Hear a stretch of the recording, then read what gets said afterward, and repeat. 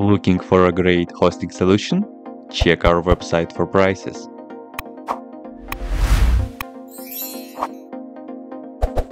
First, what you need to do is to update the server packages.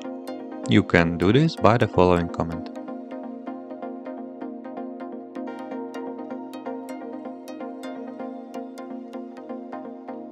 Import AnyDesk repo by running the next command.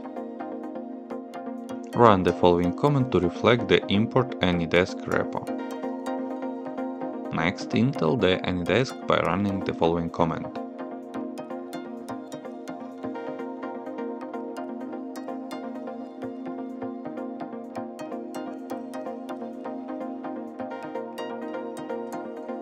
Access AnyDesk through the command line or through search system bar, or just like me by icon.